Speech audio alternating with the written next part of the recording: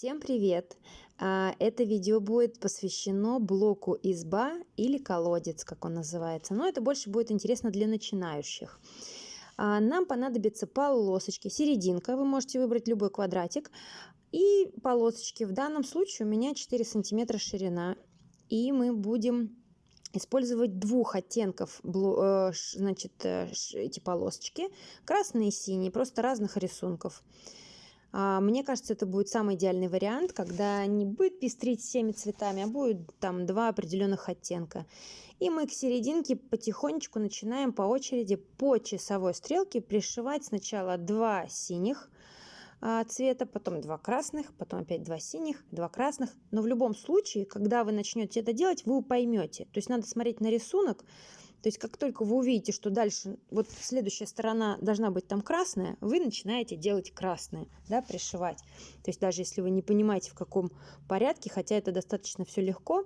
Вот сейчас мы пришили две полосочки синих, и по часовой стрелочке сейчас же начинаем пришивать красные. И обрезаем их по срезу той ткани, к которой мы пришивали. И получается у нас вот так вот. То есть следующим логически, да, мы должны после синеньких квадратной вот этой синей полосочки пришивать сейчас какие-то уже красные полосочки 2.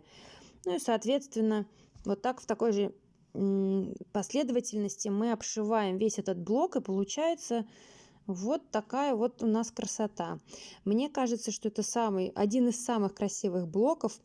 Из него очень получается красивое одеяло. Ну, можно шить даже не одеяло, а одежду, сумки, косметички, пледы. Ну, там все подряд.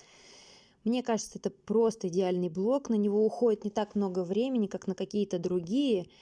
И получается он невероятно красивым. Стоит попробовать хотя бы раз. И если вы только начинаете, то обязательно попробуйте. Вы не пожалеете. Это очень красиво. Вот такая вот красота. Припуски вы можете приутюживать, заутюживать, разутюживать. Что хотите с ними делайте. Главное, чтобы вам было удобно и комфортно. То есть, если вы дальше будете стягать мелко плед или одеяло, то, в принципе, можно разутюжить. Если вы больше никакой стежки прокладывать не будете, то можно заутюжить.